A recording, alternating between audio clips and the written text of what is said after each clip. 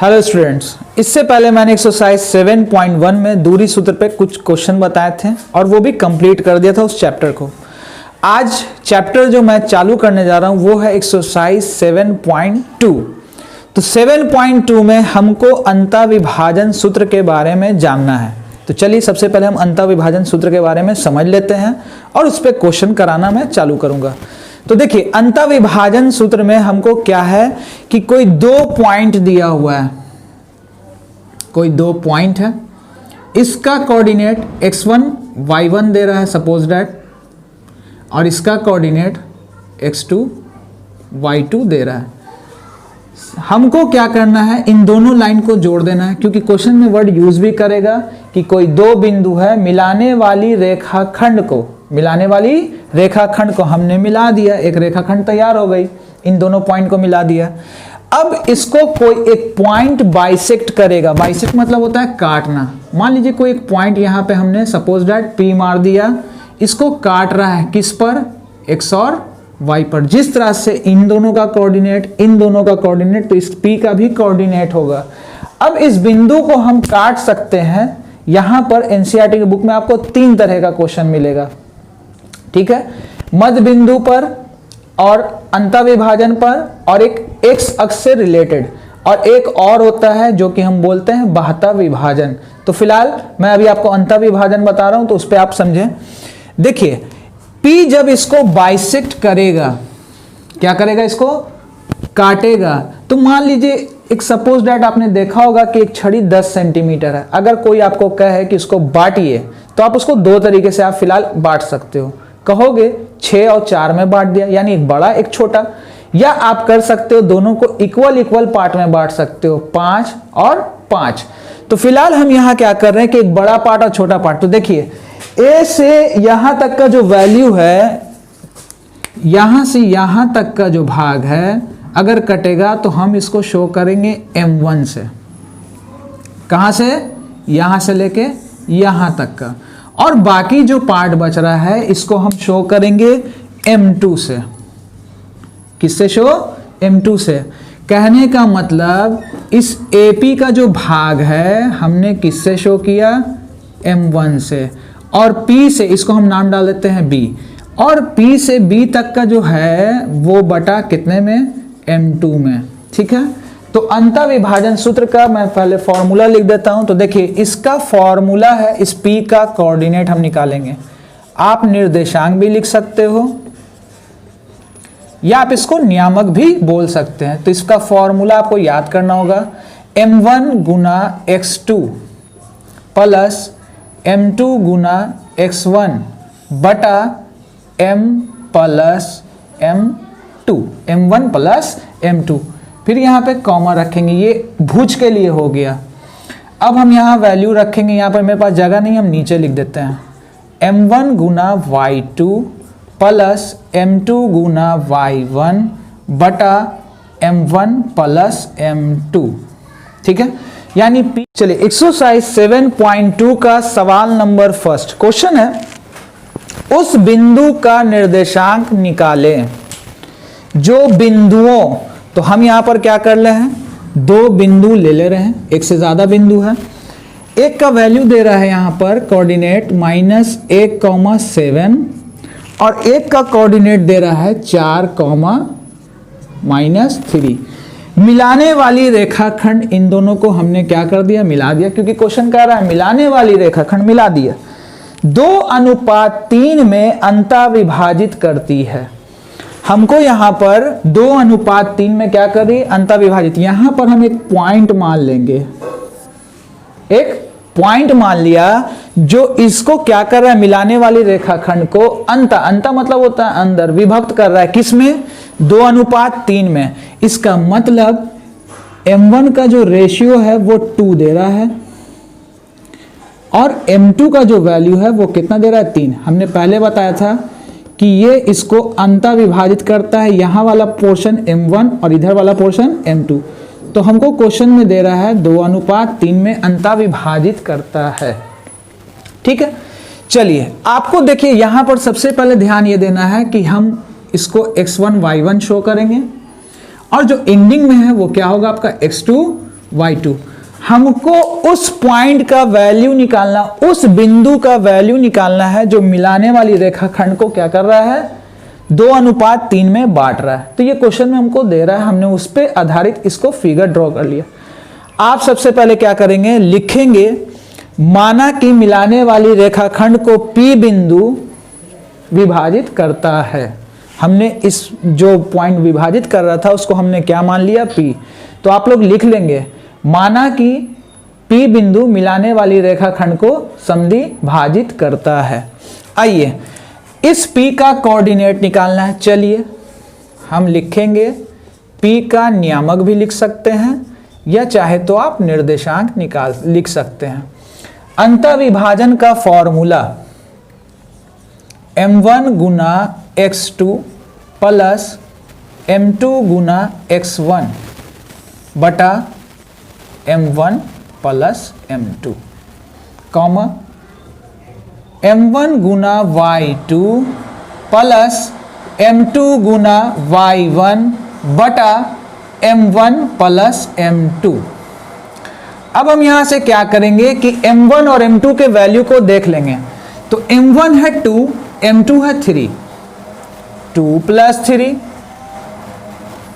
2 plus 3, 2 गुना x2 पे कौन है आप देख लीजिए, कौन है 4, 4 रख दिया। 3 इंटू x1 पे कौन है -1, -1 रख दिया। 2 गुना y2 पे कौन है -3, -3 रख दिया, प्लस था प्लस। 3 इंटू y1 पे कौन है 7, हमने 7 रख देना है, ठीक है। अब आइए 2 को 4 से किया 8, प्लस माइनस 3 एकम 3, इन दोनों को जोड़ा हुआ 5, -6 हो जाएगा क्योंकि प्लस माइनस 7 21 बटा 5, 8 में से 3 जाएगा 5 बटा 5, 21 में से 6 जाएगा 15 बटा 5। अब कट रहा है तो इसको काट दीजिए, 5 के टेबल से 5 एक बार में, और 5 के पहाड़े में 15 कितनी बार में, 3 बार में। ये एक बार में कैंसिल, ये 3 बार में कैंसिल। इस तरह से हमने अंतः विभाजित करके इस P का कोऑर्डिनेट हमने क्या किया, पता कर लिया। चलिए अब देखते हैं नेक्स्ट क्वेश्चन को। चलिए देखिए क्वेश्चन नंबर 2, ये क्वेश्चन बहुत ही इंपॉर्टेंट है और इस क्वेश्चन में ज़्यादातर बच्चे फंसते हैं। तो इस क्वेश्चन को आप ध्यान से समझेंगे और इसको जितना हो सके प्रैक्टिस करेंगे। देखिए बिंदुओं 4, -1 और -2, -3 बिंदुओं हमने 2 पॉइंट ले लिया, दे रहा है 4, -1 और दे रहा है -2, -3 को मिलाने वाली दोनों को मिला दिया, ठीक है। जोड़ने वाले रेखाखंड को समत्रिभाजित, हमको इसको 3 इक्वल पार्ट में बांटना है। करने वाले बिंदुओं के निर्देशांक निकालें। इसको हमको 3 इक्वल पार्ट में बांटना है, तो 3 इक्वल पार्ट में बांटने वाले उस बिंदुओं का कोऑर्डिनेट निकालना है। चलिए इसको हमको 3 हिस्सों में बांटना है, इक्वल 3 बराबर हिस्सों में। तो कैसे बांटेंगे, एक काम करते हैं, हम इसको ले लेते हैं P1 और इसको ले लेते हैं P2। क्या हिस्सों में बांटना था, 3 हिस्सों में। अब आप ध्यान से देखेंगे यहाँ पे क्या हिस्सा, यहां से यहां तक 1, P1 से P2 2, P2 से लेके यहां तक का पोर्शन 3, 1 2 3, मेरा 3 हिस्सों में बढ़ गया। तो सबसे पहले हम क्या करेंगे, लिखेंगे माना कि P1, P2 जोड़ने वाली रेखाखंड को समत्रिभाजित करता है। क्योंकि क्वेश्चन में हमारा इसका पॉइंट का नाम नहीं शो कर रहा है, तो हमने क्या किया, इसको P1 और इसको P2 कर लिया। माना कि P1, P2 जोड़ने वाली रेखाखंड को समत्रिभाजित करता है। तो चलिए अब देखिए, हम सबसे पहले कोऑर्डिनेट, हमको क्या करना है, यहाँ टारगेट करना है कि कोऑर्डिनेट किसका निकालना है, ठीक है। तो देखिए सबसे पहले हम टारगेट कर रहे हैं P1 को। किसको टारगेट कर रहे हैं, P1 को। तो थोड़ा सा यहाँ पे ध्यान से देखिएगा, हम सबसे पहले कोऑर्डिनेट निकालने जा रहे हैं P1 का। P1 का निर्देशांक, या चाहे तो आप इसको नियामक भी लिख सकते थे। अंतःविभाजन का फॉर्मूला मैं यहाँ रफ में लिख देता हूं, m1 x2 m2 x1 बटा m1 प्लस m2। जस्ट इसी पैटर्न पे m1 y2 plus m2 y1 बटा m1 प्लस m2, ये अंतःविभाजन का फॉर्मूला था। ठीक है, चलिए समतुल्य भाजित करने वाले कोई भी क्वेश्चन अगर आए तो आपको ध्यान देना है। सबसे पहले हम किसका टारगेट कर रहे हैं? P1 का। ठीक है,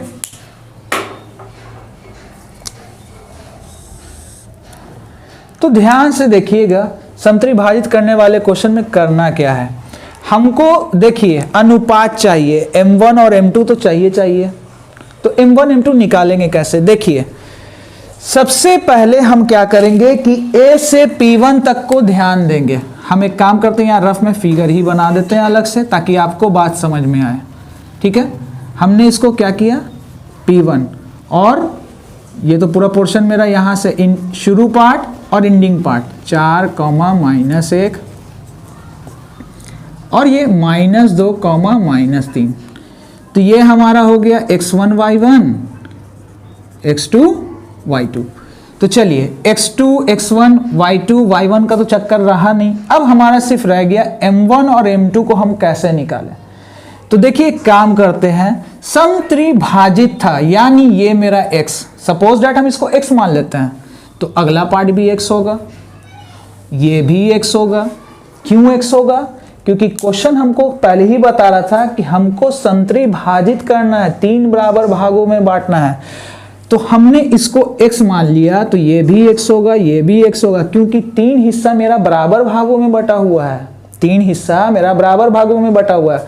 अगर छड़ी 9 है, अगर आप उसको 3 इक्वल पार्ट में बांटिएगा तो 3 3 3 में बांटिएगा। अगर छड़ी 12 है तो आप उसको बांटेंगे 4 4 4 में बांटेंगे। उसी तरह से हमने इसको बांटा x x x में। चलिए तो हम यहां से यहां तक की बात कर रहे हैं, क्या 2x है? 1x है। इस P1 से लेके पूरा यहां तक में, आप P1 से लेके यहां तक पूरे अगर ध्यान दें तो क्या x आ रहा है? 2x आ रहा है। इस x का और इस 2x का रेशियो निकाल दीजिए, तो x x कैंसिल, 1:2। इसका मतलब हम जब P1 का कोऑर्डिनेट निकालेंगे तो वहां मेरा ये m1 कौन होगा? 1 होगा। m1 कौन होगा? मेरा 1 होगा। m1 मेरा कौन होगा? 1, यहां से x का, और यहां से मेरा कौन होगा? 2, क्योंकि x x दोनों का कैंसिल हो गया है, 1:2। फॉर्मूले को बस ध्यान में रखना। चलिए m1 की जगह 1, m2 की जगह 2, कॉमा m1 की जगह 1, m2 की जगह 2। 1 गुना, आप देख सकते हो फॉर्मूले में है m1 गुना x2, इन दोनों के बीच गुना का रिलेशन है। x2 पे कौन? -2। 2 गुना x1 पे कौन? 4। 1 गुना y2 पे कौन? -3। x1 पे कौन? -1। -2 प्लस 8/3, -3 -2/3। 8 में से 2 गया, 6/3, -5/3। 3 के पहाड़े में 6, 2 बार में, और ये -5/3। इस तरह से मेरा P1 का वैल्यू जो है कितना निकला? 2, -5/3। अगर समद्विभाजित करने वाला क्वेश्चन आएगा तो आपको याद रखना है, अगर आप P1 को टारगेट कर रहे हो तो 1:2, P2 को टारगेट करोगे तो 2:1। कैसे आएगा 2:1? मैं उसको भी बताता हूं, इतना पहले आप नोट डाउन कर लें। हमने P1 का कोऑर्डिनेट निकाल लिया, अब हम निकालने जा रहे हैं कोऑर्डिनेट किसका? P2 का। अब ध्यान से देखोगे तो मैंने पहले बताया P1 का जो हम कोऑर्डिनेट निकालने जा रहे थे उसका रेशियो 1:2। P2 का कोऑर्डिनेट होगा 2:1। कैसे वो आप देखें। सबसे पहले हम इसी फिगर पे फोकस करेंगे, तो यहां हमको दे रहा है 4, -1, ठीक है, और इधर कितना?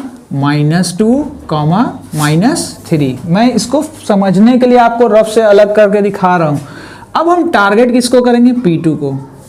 इस पूरी रेखा पे हमने पहले टारगेट सिर्फ P1 को किया था, वहां P2 पे ध्यान ही नहीं दिया था। अब हम किसको टारगेट कर रहे हैं, P2 को। तो देखिए करना क्या है, यहां से लेके आप P2 तक जाओगे, यहां से लेके अगर आप P2 तक जाओगे, कहां से, यहां से लेके P2 तक, तो x और x कितना हो जाएगा, 2x हो जाएगा। और P2 से यहां तक का जो पॉइंट है वो कितना होगा, x। अगर आप इसका रेशियो निकालोगे तो क्या आया, 2:1। तो इस तरह से मेरा ये पोर्शन जो आया, यानी m1 की जगह कौन होगा, 2, m2 की जगह कौन होगा, 1। अब फॉर्मूले पे आप ध्यान देते जाना, 2 + 1, 2 + 1, 2 गुना x2 पे कौन है, -2, क्योंकि ये मेरा x1 y1 होगा और ये मेरा x2 y2। आप अपना पेंसिल से नोट डाउन कर लेना, उसके बाद इस पे पुट कर लेना। 1 गुना y, अब देखते हैं x1 पे कौन होगा, 4, 2 गुना y2 पे कौन, -3, 1 गुना y1 पे कौन, -1। इस तरह से हमको बैठा लेना है। आइए 2 × 2 = 4 यानी -4, 4 एकम 4, 3 एक 2 और 1 जोड़ेंगे तो 3, -6 होगा, प्लस माइनस -1/3, 4 में 4 जाएगा 0/3, -6 और -1 जोड़ेंगे -7/3, 3 को 0 से डिवाइड करेंगे 0 आया, और ये आया मेरा -7/3। ये हो गया मेरा आंसर। इस तरह से हमने संत्रिभाजित करने वाले दो बिंदुओं का कोऑर्डिनेट निकाल लिया, एक तो P1 का कोऑर्डिनेट निकाला और एक P2 का कोऑर्डिनेट निकाला। इस क्वेश्चन को आप अच्छी तरह से समझकर प्रैक्टिस करेंगे और इसी पे आधारित एक क्वेश्चन उदाहरण में है, आप उसको प्रैक्टिस कर लेंगे तो आपको ये फुल्ली क्लियर हो जाएगा। अब नेक्स्ट पार्ट में मैं इसके आगे के क्वेश्चन को बताऊंगा, तो उस वीडियो को आप लोग देखना नहीं भूलेंगे। आज के लिए इतना ही, धन्यवाद।